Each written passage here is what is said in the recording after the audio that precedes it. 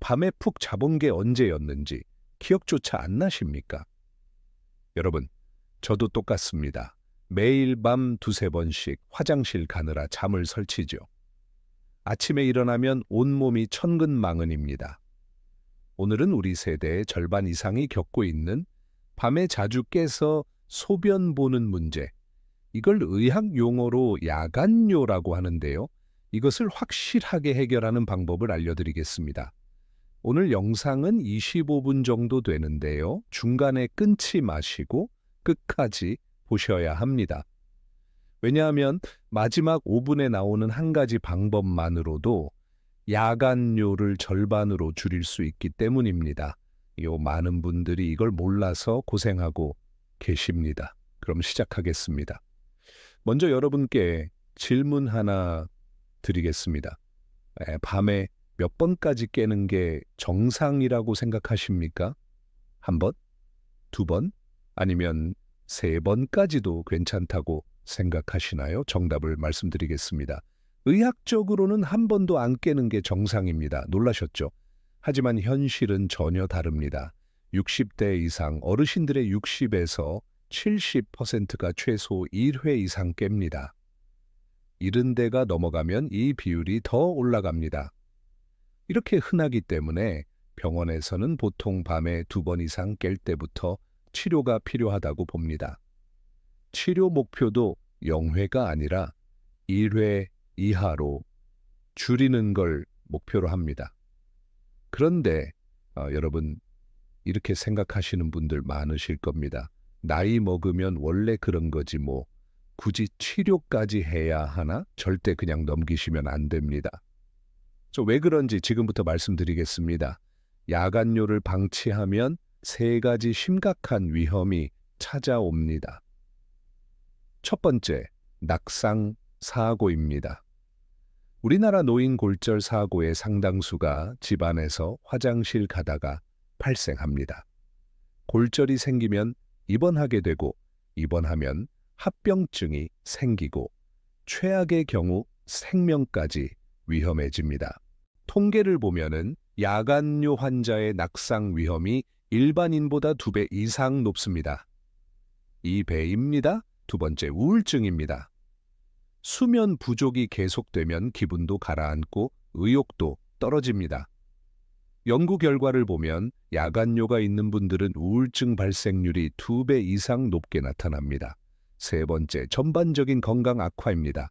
낮에 졸음이 오니까 활동량이 감소하고 면역력이 저하되고 그러면 만성질환이 악화됩니다. 악순환이 계속되는 겁니다.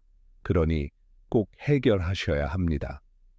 그럼 이제 왜 밤에만 자꾸 소변이 마려운지 그 원인부터 정확하게 알아보겠습니다. 핵심은 항기뇨 호르몬입니다. 우리 뇌에서 나오는 호르몬인데요. 이름이 어렵죠? 쉽게 설명드리겠습니다.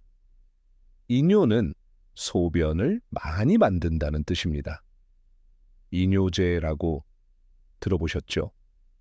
소변을 많이 나오게 하는 약입니다. 그럼 항기뇨는 뭘까요? 반대로 소변을 적게 만든다는 뜻입니다. 밤에는 이 항기뇨 호르몬이 더 많이 나와서 자는 동안 소변이 덜 만들어집니다. 그래야 우리가 푹 잘 수 있으니까요. 자연이 참 신비롭죠. 그런데 문제는 나이가 들수록 이 호르몬 분비가 줄어든다라는 겁니다. 그래서 밤에도 나처럼 소변이 계속 만들어지고 결국 3시간에서 4시간마다 화장실을 가게 되는 거죠. 야간뇨의 원인을 의학적으로 분류하면 크게 4가지입니다. 첫 번째, 하루 종일 소변이 많은 경우입니다. 당뇨병이 있거나 요붕증이라고 해서 항기뇨 호르몬이 아예 안 나오는 병이 있으면 이렇게 됩니다. 두 번째, 밤에만 소변이 많은 경우입니다. 이게 가장 흔합니다. 노화로 인한 호르몬 감소가 주된 원인이고요. 심장이나 콩팥이 안 좋아서 다리가 부은 경우 또는 수면 무호흡증이 있는 경우에도 밤에 소변이 많아집니다. 세 번째, 방광 용량이 줄어든 경우입니다. 남성분들은 전립선 비대가 있으면 방광이 눌려서 용량이 줄어듭니다. 과민성 방광이 있거나 여성분들의 경우 방광염이 있으면은 역시 용량이 줄어듭니다. 네 번째, 혼합형입니다. 위의 여러 원인이 복합적으로 작용하는 경우인데요. 사실 이 혼합형이 생각보다 굉장히 많습니다. 그런데 여러분, 원인을 꼭 정확히 알아야 할까요? 사실 우리가 직접 구분할 필요는 없습니다. 병원에 가시면 의사 선생님이 배뇨 일지라는 걸 쓰게 하는데요. 거기에 언제 소변을 받고 얼마나 받고 이런 걸 다 기록하면 선생님이 정확히 분류해서 거기에 맞는 치료를 해주십니다. 자, 이제 여러분이 가장 궁금해하실 부분입니다. 병원 안 가고 생활 습관만 바꿔서 야간뇨를 줄일 수 있는 방법. 지금부터 자세히 알려드리겠습니다. 제가 시간대별로 정리해드렸으니까 꼭 메모하세요. 아니면 이 영상을 저장해 두시고 나중에 다시 보시면서 하나씩 실천하시면 됩니다. 먼저 저녁 6시 저녁 식사 시간입니다.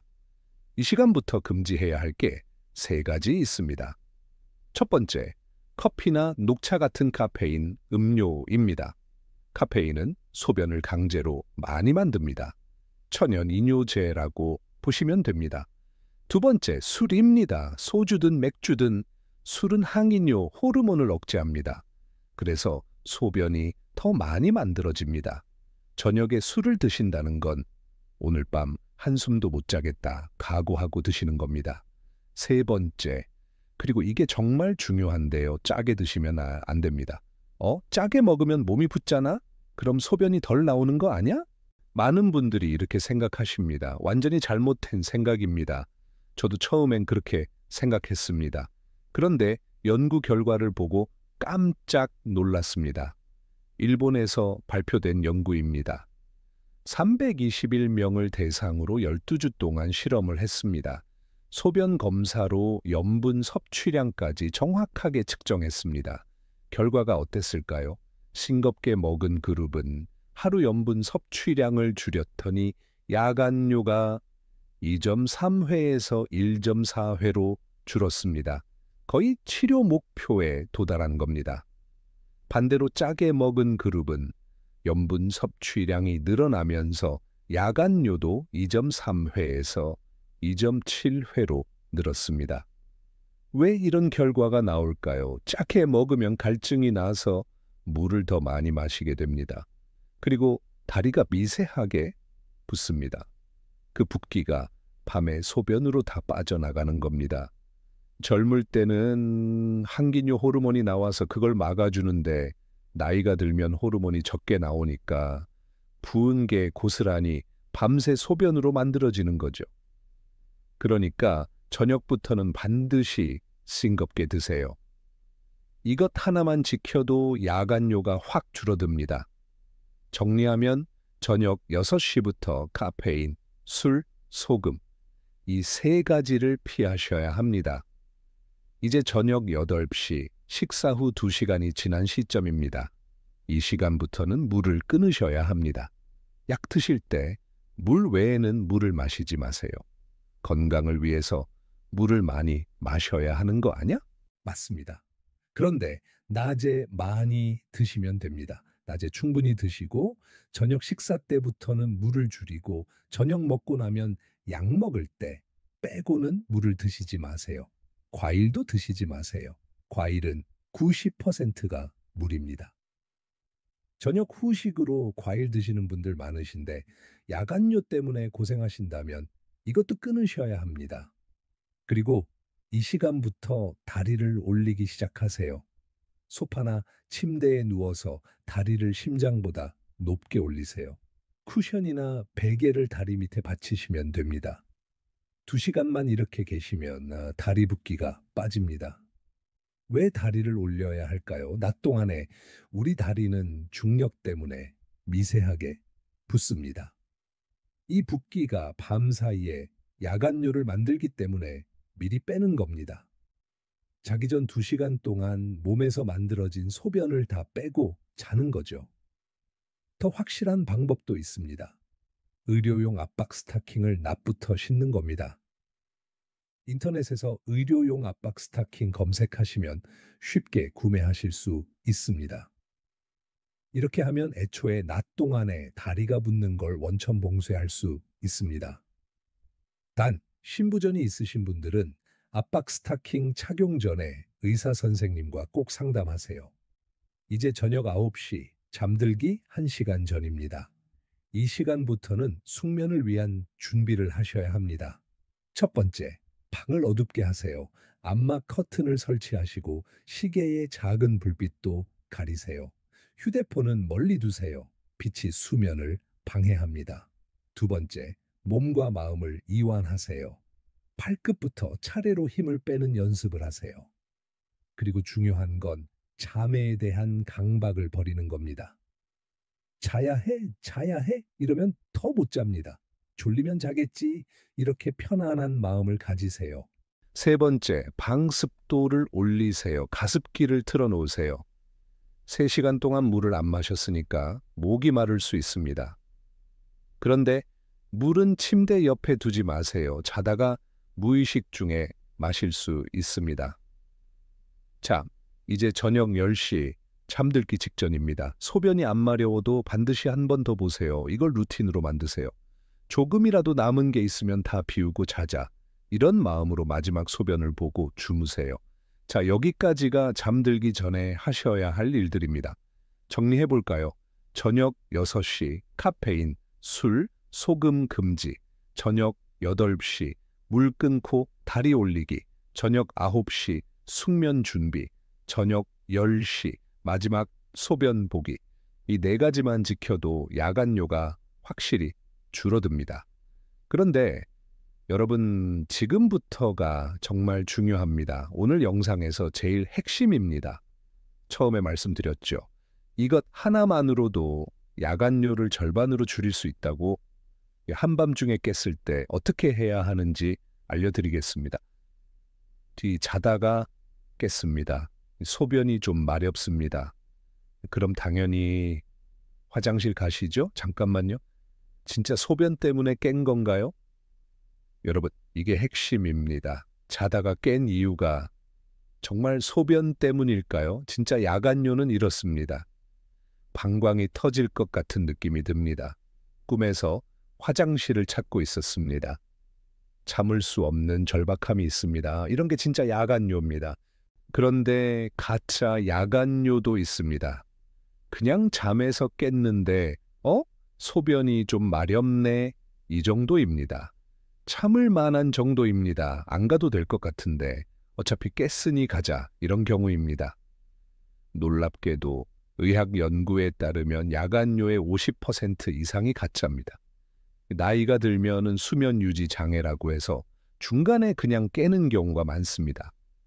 소변 때문이 아니라 불면증 때문에 깨는 겁니다. 그런데 깨보니까 소변이 좀 마려운 거죠. 그래서 화장실을 가는 겁니다. 그럼 이걸 어떻게 구분할까요? 자다가 깼을 때 나에게 진심으로 한번 물어보세요. 내가 정말 소변이 꽉 차서 이 마려운 느낌이 너무 고통스러워서 어쩔 수 없이 잠에서 깬 건가? 아니면 그냥 잠에서 깼는데 깨보니까 소변이 좀 마려운 건가? 진심으로 정직하게 물어보세요. 만약 진짜 야간뇨라면 화장실 가는 꿈을 꾸고 계실 겁니다. 너무 오줌이 마려워서 꿈에서 화장실을 찾는 겁니다. 아무리 찾아도 화장실이 안 나오는 그런 꿈 말입니다. 이건 100% 진짜 야간뇨입니다. 이건 가셔야 합니다. 그런데 그게 아니라면 참으세요. 참으면 몸에 안 좋은 거 아냐? 걱정하지 마세요. 정말로 방광이 팽창해서 고통스러울 때까지 참는 건 우리 몸에 해롭지 않습니다. 그리고 참을 때도 잘 참아야 합니다. 참자. 잘 수 있다. 이러면 더 못 잡니다. 아까 말씀드린 대로 마음을 놓으세요. 잘 때 되면 자겠지. 소변이 정말 마려울 때 되면 그때 깨겠지. 이런 식으로 마음을 비우고 이 멘탈을 멍한 상태로 만들어야 다시 잘 수 있습니다. 이것만 실천해도 야간뇨가 절반으로 줄어듭니다. 왜냐하면 여러분이 야간요라고 생각하는 것의 절반이 사실은 가짜 야간요이기 때문입니다. 그러니까 무조건 루틴으로 화장실 가지 마세요. 가짜 야간요인지 스스로 구분하시고 참을 수 있으면 참고 다시 주무세요. 자, 생활 습관으로 할 수 있는 방법은 여기까지입니다. 이렇게 해도 안 되는 분들이 계실 겁니다. 그럼 병원 치료를 받으셔야 합니다. 남성분들은 전립선 비대증 검사를 받으세요. 여성분들은 방광염이나 요로 감염 검사를 받으세요. 당뇨, 심부전, 수면 무호흡증 같은 원인 질환이 있으면 그걸 치료하셔야 합니다. 약물 치료도 있습니다. 데스모프레신, 상품명으로는 미니린이라는 약인데요. 항인요 호르몬 약입니다. 효과가 정말 좋습니다. 먹으면 야간요가 확 줄어듭니다. 그런데 이 약은 부작용이 있습니다. 전아트륨 혈증이라는 부작용인데요. 특히 고령자분들이 조심하셔야 합니다. 밤에 물을 많이 마시면 위험합니다. 그래서 반드시 최저 용량부터 시작하시고 정기적으로 혈액 검사를 받으셔야 합니다. 의사 선생님과 충분히 상담하시고 신중하게 복용하세요. 자, 이제 마지막입니다. 야간요를 줄이는 것도 중요하지만 낙상을 예방하는 것도 정말 중요합니다. 화장실 가는 길을 안전하게 만드세요. 첫 번째, 자동 감지 조명을 설치하세요. 침실에서 화장실까지 동선에 설치하는 겁니다. 사람이 지나가면 자동으로 켜지는 조명입니다. 불 켜느라 정신 차리다 넘어지는 걸 방지할 수 있습니다. 두 번째, 장애물을 완전히 제거하세요. 화장실 가는 길에 아무것도 없게 만드세요. 매트, 슬리퍼, 가방 다 치우세요. 세 번째, 미끄럼 방지 매트를 설치하세요. 일반 매트 말고 의료용으로 구매하세요. 인터넷에서 미끄럼 방지 의료용 매트 검색하시면 나옵니다. 네 번째, 골다공증과 근감소증을 관리하세요. 낙상에도 안 다치는 몸을 만드는 겁니다. 비타민 D, 칼슘을 챙기시고 가벼운 근력 운동을 하세요. 다섯 번째, 최후의 수단입니다. 낙상 위험이 정말 높으시다면 침대 옆에 이동식 소변기를 두세요. 어르신 전용 제품이 있습니다. 부끄러워하지 마세요. 안전이 최우선입니다. 자, 여기까지입니다. 오늘 25분 동안 야간요에 대해서 모든 걸 말씀드렸습니다. 정리해드리겠습니다. 첫 번째, 저녁 6시부터 실천하세요. 카페인, 술, 소금을 줄이세요. 물을 끊고 다리를 올리세요.